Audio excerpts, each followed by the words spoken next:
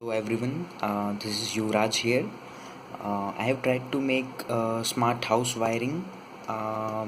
What I have done is I have taken this LED which you can see here as our tube light, as a tube light, home tube light, and this is the motor which I have taken as a fan. As you know that the real motor in the fan is a single phase AC induction motor. So this single phase thing can be generalized for the AC motor. You have to use relay circuits for that. So that is the thing, but I have used a small DC motor here just to show you the speed control. So what I have done is whenever the room goes dark, the light gets turned on, and whenever the temperature is beyond a certain limit, the fan turns on, and when the temperature rises, the speed of the fan also goes up. So this is the simple code which I have written for that. This is the whole code.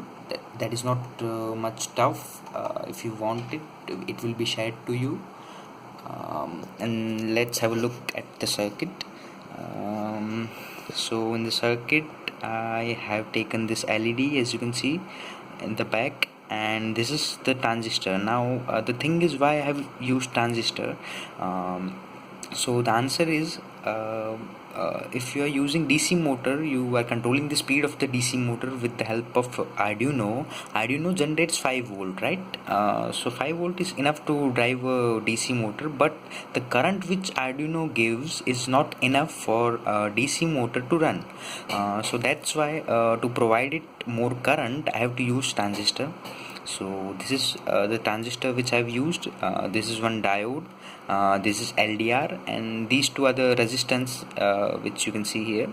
The circuit is also very simple, which can be shared to you if you are interested. So okay, you have the program, and yes, this thing is the temperature sensor, LM35 temperature sensor.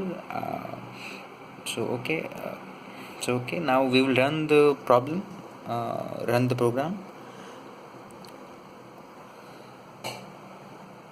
So I'll just upload it.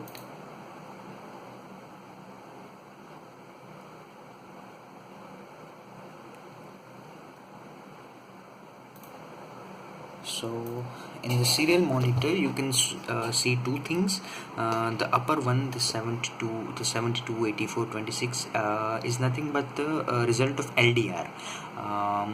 It is showing the strength of the light, or the brightness you can say, and the down side you can see the temperature. That is the room temperature right now. So in the program, if you can see, I have used 30 as my base value for the speed of the motor. That if my temperature is between 30 to 32, the speed will be 0. So right now you can see that the temperature is between 30 to 32.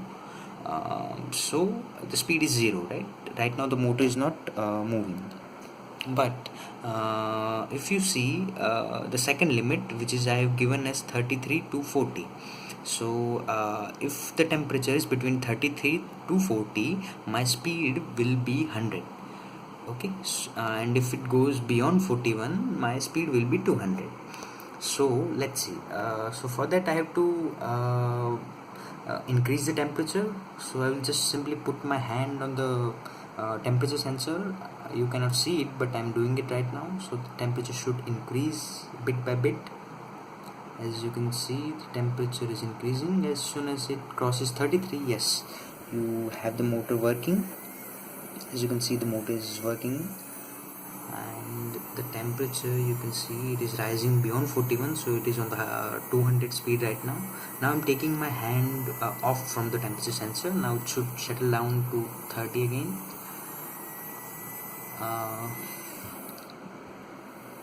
Okay, now settle down.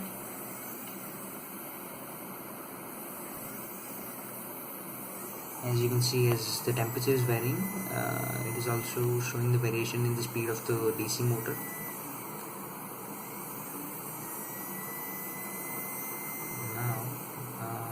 it is not now it is coming to standstill.